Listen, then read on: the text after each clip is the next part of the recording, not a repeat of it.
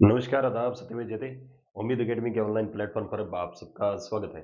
जैसा कि आप सब थंबनेल में देख रहे होंगे कि आज अपन बात कर रहे हैं अभी राजस्थान की एक चर्चित वैकेंसी वीडियो यानी ग्राम विकास अधिकारी या विलेज डेवलपमेंट ऑफिसर 2025 जिसके अभी रिसेंटली में एग्जाम हुआ है, यानी 2 नवंबर 2025 को इसी संडे को आपका एग्जाम हुआ है। जितने भी परीक्षार्थी उसमें बैठे और पदों की संख्या ऊँट के मुँह में जीरा के समान है, बिल्कुल कम पद दिए गए हैं और आप अच्छे से एग्जाम देके आए, अब सबके ज़हन में, मन में एक ये प्रश्न, सवाल या एक ऐसी बात है या एक ऐसी चिंता सबके मन में है कि अब इसकी कट ऑफ क्या जाएगी और हमारा चयन होगा या नहीं होगा। जैसा कि आपने थंबनेल में भी देखा है कि आज हम जो वीडियो की संभावित कट ऑफ है, उस पे चर्चा कर रहे हैं। इसके लिए कई पक्ष हमें देखने पड़ते हैं जब हम किसी भी कट ऑफ पे बात करते हैं।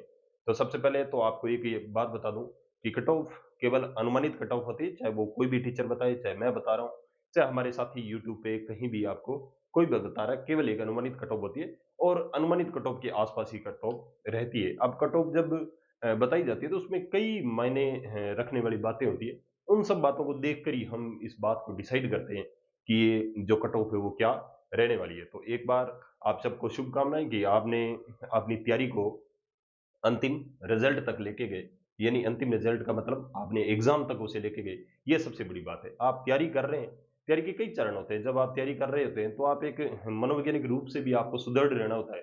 जहाँ केवल 1000 से भी कम पोस्टें थी, आपने उस एग्जाम की तैयारी की और उस एग्जाम को अंतिम क्षण यानी आपकी जो एग्जाम का अंतिम पक्ष था, आपने जो एग्जाम देना था यानी पेपर लिख के आना था, वहां तक आप गए। ये एक बड़ी बात है और आप सबको इसके लिए बधाइयाँ। सबसे पहले अपन बात कर लेते हैं इस वैकेंसी की सामान्य प्रक्रिया क्या थी?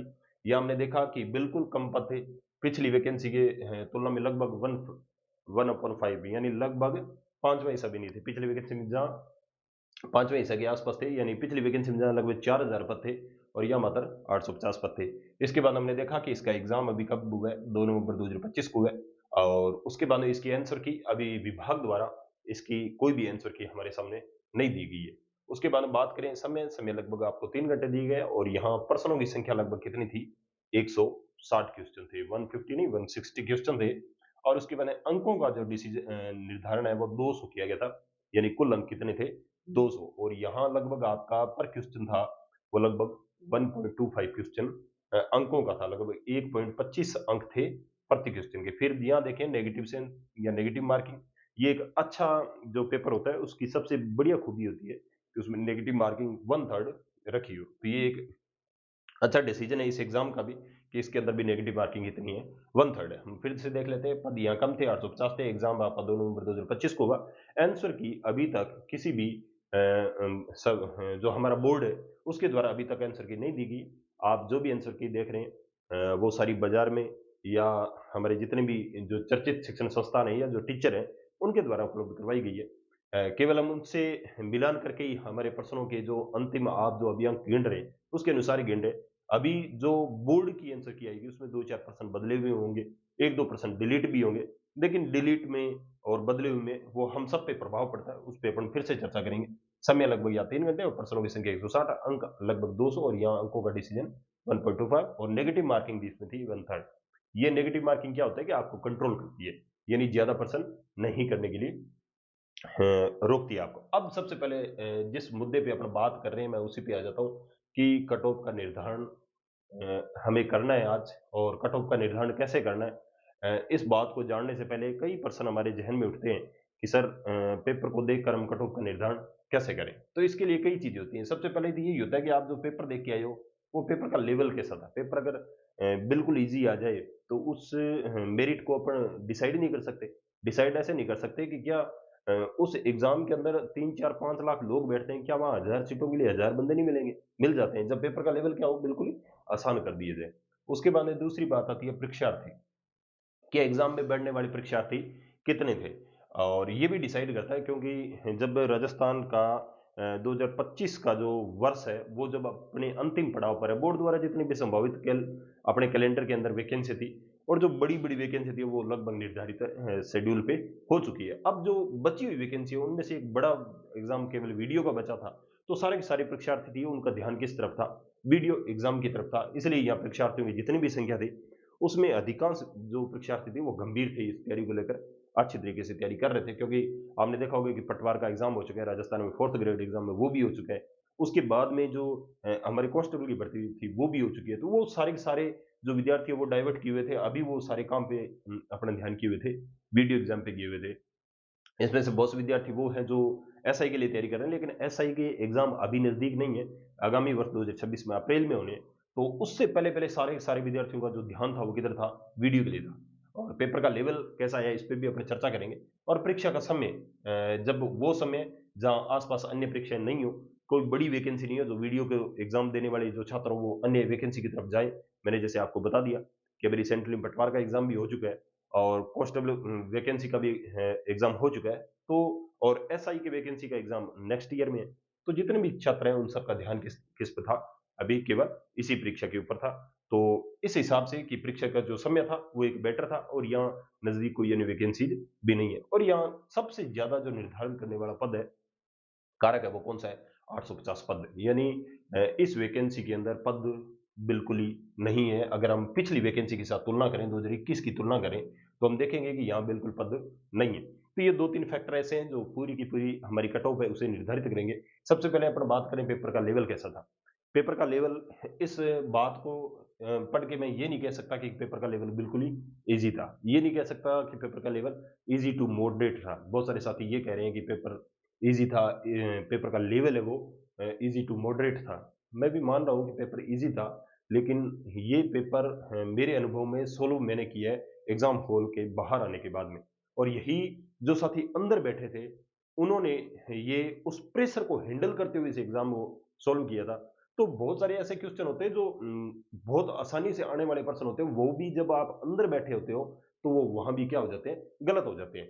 तो मेरे हिसाब से पेपर तो ये इजी टू मॉडरेट था, आसान था। लेकिन बहुत सारे ऐसे आसान पर्सन भी होते हैं जो अंदर बैठा हुआ उसको झेल नहीं पाता, उसको प्रेशर को हैंडल नहीं कर पाता, वो वहां भी क्या खा लेता, मात खा लेता है।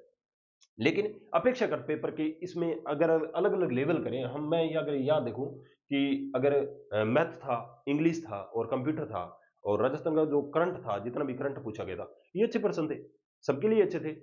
और मैथ और इंग्लिश अगर थोड़ा सा अच्छे लेवल का आ जाता है ना, तो मान लीजिए कि उस एग्जाम को, और साइंस भी थोड़े अच्छे लेवल की थी, तो ये थोड़े से जो एग्जाम में आ जाते हैं जिसमें मैथ आ जाता है, इंग्लिश आ जाता है और साइंस आ जाता है, और जिसमें थोड़े से अच्छे लेवल के आ जाते हैं, तो मान लीजिएगा उस वैकेंसी को थोड़ा सा फॉरवर्ड कर दिया किसकी तरफ, जो मैथ साइंस बैकग्राउंड के लड़के हैं। मेरे हिसाब से इस 850 पदों पे 500 के आसपास पद वो छात्र खाने जा रहे हैं जिनकी बीएससी होल्डर है, या फिर उनका बैकग्राउंड क्या रहा है, मैथ साइंस रहा है, क्योंकि इसके अंदर मैथ के क्वेश्चन थे वो अच्छे थे, स्टैंडर्ड थे, टाइम मांग रहे थे।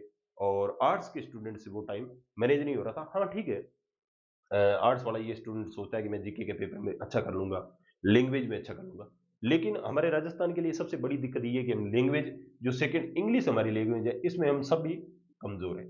इंग्लिश हमारे लिए थोड़ी सी दिक्कत पैदा करती है।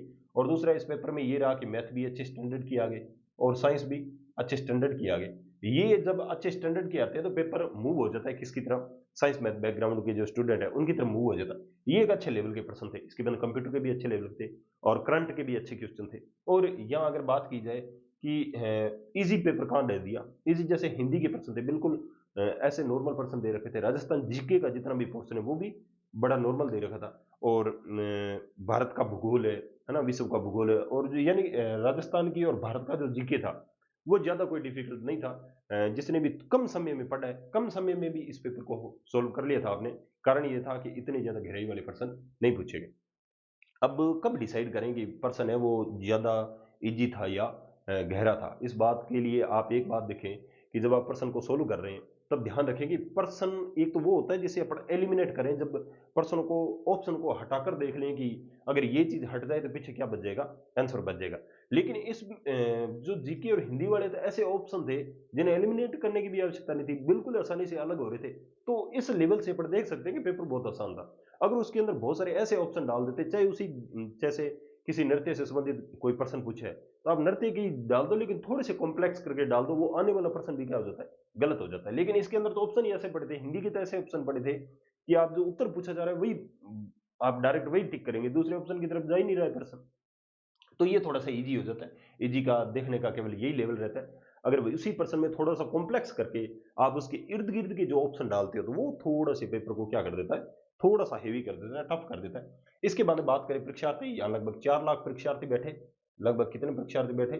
4 लाख परीक्षार्थी बैठे। हमारे बोर्ड के अध्यक्ष श्रीमान आलोक राज ने हमको बताया कि लगभग 80% क्या रही, उपस्थिति रही, और 4 लाख के आसपास कैंडिडेट बैठे, काफी अच्छी संख्या। और दूसरा, परीक्षा का समय अभी क्या है कि अन्य कोई भी एग्जाम नहीं चल रहा, केवल वीडियो की एग्जाम होनी थी और सारे के सारे छात्र थे वो किस पे डिपेंड हो गए, वीडियो के एग्जाम पे डिपेंड थे। तो कब यहाँ पढ़ने वाले छात्रों की भी संख्या क्या है, ज्यादा है। और दूसरा ये एक बड़ा फैक्टर है कि जहाँ हम इसके साथ तुलना कर लेते हैं 2021 के साथ, कि 2021 में लगभग 3800 पद थे। कितने पद थे? 3.8 के, यानी 3800 या 4000 के आसपास पद थे। और दूसरा, वहां परीक्षार्थी परीक्षार्थी वहां पर भी थे, लेकिन वहां प्री और मेंस दो हुए। प्री में तो वो काफी छंटनी हो गई थी, मेंस में कम विद्यार्थी बचे थे। तो इसकी अपेक्षा यहाँ विद्यार्थियों की संख्या भी कम थी, यहाँ पद भी ज्यादा थे। और दूसरा, यहाँ पेपर का लेवल 2021 में पेपर का लेवल भी थोड़ा सा हाई था, टफ था, अच्छा था, अपेक्षाकृत 2025 की तुलना में अच्छा था।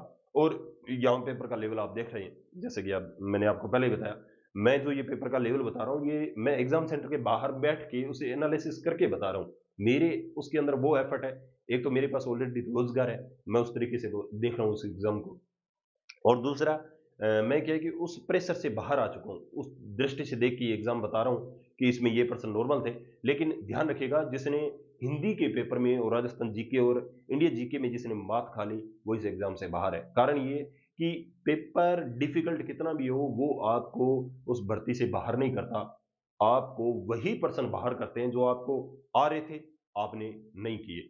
पूरी दुनिया को आ रहे थे, आप उन पर्सनों को गलत करके आए हो, वो संभावित पर्सन आपको क्या कर देते हैं, बाहर कर देते हैं। तो इसमें बहुत सारे ऐसे पेपर, मैं कह रहा हूँ, जब आप अंदर बैठे थे, 850 आपके पद जब मन में थे, तो आप बहुत सारे प्रेशर के अंदर स्टूडेंट भी होते हैं, उन्होंने बहुत सारे पर्सन जो आने वाले पर्सन है वो भी क्या कर देते हैं, गलत कर देते हैं। तो उसके बाद परीक्षार्थी, यहाँ लगभग 4 लाख परीक्षार्थी थे। परीक्षार्थी यहाँ पर भी थे, लेकिन यहाँ छंटनी हो गई थी, कारण ये था यहाँ फ्री था, और फिर मेंस हुआ। उसके बाद परीक्षा का समय, या इंपॉर्टेंट परीक्षा का समय ये था कि इसके आसपास कोई बड़ी वैकेंसी अभी नहीं है, और यहाँ पद सबसे बड़ा फैक्टर था 850, और यहाँ पद भी ज्यादा थे। लेकिन यहाँ हमने देखा कि जनरल लगभग कितने अंक थी, मेरिट 130 अंक थी। कितनी थी? 200 में से लगभग 130 अंक। 130 अंक लगभग 60-65% के आसपास क्या रहता है इसका वेटेज रहता, परसेंटेज के मायने से देखें। उसके बाद में आज की जो सबसे ज्यादा चर्चा वाला विषय वही ये है कि हम कट ऑफ पे बात करें। कट ऑफ मैंने यहाँ लिख रखी है। और दूसरा, ये कट ऑफ मैं जितनी भी बता रहा हूँ, मेरे अनुमान के अनुसार बता रहा हूँ, पेपर का लेवल थोड़ा नीचे था, इसलिए मैंने थोड़ी सी कट ऑफ को ऊपर लिया। मैंने यह कट ऑफ के अंक लिए, क्या लिए? अंक लिए।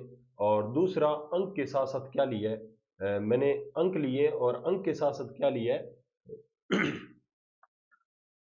अंक लिए। एक तो इस तरफ नॉन टीएसपी है और इस तरफ कौन है, टीएसपी है। दूसरा कि ये जो मैं मेरिट बता रहा हूँ, मेरे अनुभव पे आधारित बता रहा हूँ, और जितने भी साथियों से बात की या जो वीडियो का एग्जाम देके हैं उनसे मैंने बात की। उनसे बात के बाद मैंने जब 2021 में जो एक दो साथी लगे हुए हैं उनसे बात की, मैंने उनको भी एग्जाम भेजा कि आप एक बार चेक करके बताएं मुझे। उन्होंने कहा पीछे वाले पेपर से इस वाले पेपर से अगर आप तुलना कर रहे हो तो एकदम सही है कि पीछे वाला पेपर बहुत हाई लेवल का था, अच्छा था, इस वाले एग्जाम में इतनी ज्यादा कुछ कोई गहराई के प्रश्न नहीं पूछे गए। ये सारा का सारा मेरे अनुमान पर आधारित है, ये आपके अंतिम कट ऑफ रहे, कोई जरूरी नहीं है। अब क्या होगा कि इतने पदों पर इतनी ज्यादा हाई जब मेरिट बता दी जाती है, तो इसमें क्या होता है, दो तीन पक्ष बन जाते हैं। आप देखने वाले जितने भी व्यूअर्स हो, आप क्या करते हो, जो इससे कम वाले अंक वाले जो साथी है वो हमें फिर कमेंट में लिखते हैं कि ये बताने चले आगे कि इनको कुछ पता है कि नहीं है, कि पता नहीं इन्होंने कोई एग्जाम दी है या नहीं दी है। देखिए, हमने एग्जाम दी है या नहीं दी है, इससे ज्यादा इंपॉर्टेंट है कि अभी आप क्या कर रहे हो। एग्जाम में होना ना होना एक बड़ी बात नहीं है, लेकिन आप अपनी यात्रा को कितने देर तक जारी रखते हो, ये सबसे बड़ी बात है। आपका इसमें होगा या नहीं होगा, आप इसमें नहीं उलझे, कट ऑफ क्या रहने वाली है नहीं रहने वाली है। आपकी सारी की सारी जो काम किया हुआ, जो आपकी जो ओमआर सीट है, वो मशीन के अंदर जाएगी, वहां से जो क्लिक होकर बाहर निकलेगा ना, वो अंतिम रिजल्ट होगा। या मैं जो बता रहा हूँ, या अन्य जितने भी शिक्षक साथी बता रहे हैं, केवल क्या है, वो एक अनुमान है, केवल क्या है, क्या अनुमान है। मैंने यहाँ नॉन टीएसपी के लिए मेल और फीमेल के अलग अलग मानी है, और यहाँ टीएसपी के लिए भी अलग अलग मानी है। जनरल के लिए मैंने लगभग 155 से लेकर 160, ये मैंने अंतिम चयन का अंक दिए 200 में से, ये मैंने अंक दिए हैं जो अंतिम चयन 850 पदों पर, जो 850 अंतिम कैंडिडेट चयन हो गए उनके लिए अंक माने मैंने। 155 से लेकर 160 अंक जिसके अंतिम रूप से आएंगे वो जनरल में मेल कैंडिडेट सेलेक्ट हो जाएगा। इसके आसपास ही रहेगी वैकेंसी, लगभग इसके आसपास मैं मान रहा हूँ। एक दो अंक नीचे भी जा सकती है, एक दो अंक ऊपर भी जा सकती है। नीचे जाने की बहुत कम संभावना है। इससे नीचे जितने भी विद्यार्थी हैं, मेरी इस बात को सुनकर आप चाहे निराशित हो, चाहे आप उत्साहित हो, उत्साहित इस बात को लेके हों कि आगे और एग्जाम आने हैं, 850 पे सबका चयन नहीं होना है। इस बात को गंभीरता से स्वीकार करें और आगे जो और वैकेंसियां जो होनी है उन पे भी आप ध्यान करें। उसके बाद में लगभग 155 से लेकर 160 फीमेल की, या 150 से 155। उसके बाद ओबीसी की लगभग 150 से 155 अंक। ये अंतिम चयन के लिए मान रहा हूँ मैं, 2 गुना की लिस्ट या 1.5 गुना की लिस्ट है वो नहीं बता रहा। और यहाँ जो फीमेल है वो 145 से 150। उसके बाद ईडब्ल्यूएस की 148 टू 152 या 153, ये 153 तक भी जा सकता है, 155 तक भी जा सकता है। ये रहेगी ईडब्ल्यूएस। और ये थोड़ा सा घट के 145 तक भी आ सकता है। इधर 140 से लेकर 145 यानी 140 से लेकर 145। इधर एमबीसी के लिए जो मेल है वो 145 से 150 अंक तक लगभग रह सकती है। और फिर 130 से लेकर 135 इनकी फीमेल रह सकती है। ऐसे में लगभग 135 से 140 जो अंक है वो रह सकती है। और उसके बाद में बात करें 125 से लेकर 132, ये लगभग फीमेल की रह सकती है। उसके बाद एस टी है, ये लगभग 132 से 137 अंक रह सकती है। और इधर जो फीमेल है वो लगभग 125 से लेकर 130 अंक रह सकती है। ये तो मैंने नॉन टीएसपी एरिया की बताई।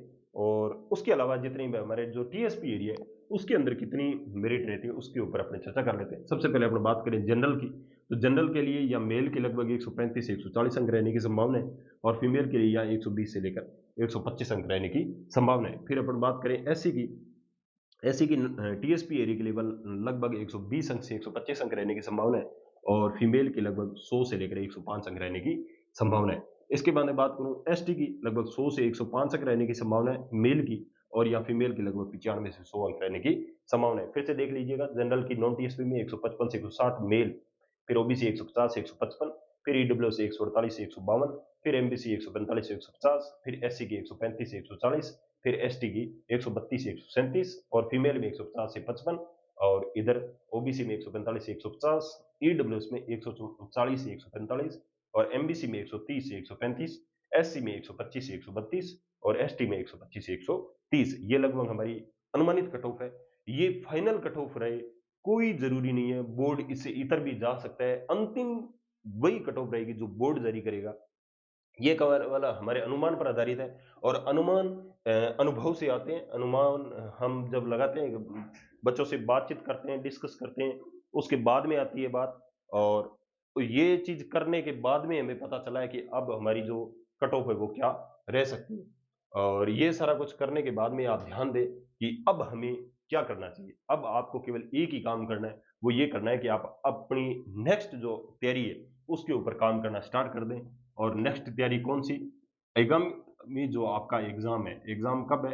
आपको पता है सबको कि राजस्थान की जो आरपीएससी है, आरपीएससी के लिए राजस्थान जो एसआई है उसके एग्जाम होने हैं अप्रैल के अंदर। कब होने हैं? अप्रैल 2025 के अंदर जो राजस्थान एसआई का एग्जाम होना है, आप उसके लिए तैयारी करें। क्योंकि वो अप्रैल के अंदर एग्जाम होना है और लगभग आपका ये मैटर वहां आएगा आपके सामने। और वहां एक हिंदी बहुत बड़ा फैक्टर है। जितने भी साथी हैं वहां भी लगभग 1000 पद है। आप सारे के सारे अभी उसके ऊपर काम करते रहिए। और जब ये एग्जाम आप दे चुके होंगे तब आपके पास इसका डीवी भी लगभग आ जाएगा। और जब आप ये डीवी देने जाएं उससे पहले पहले आप राजस्थान के लिए एसआई के जो वैकेंसी है वहां अपना चयन करवा लें।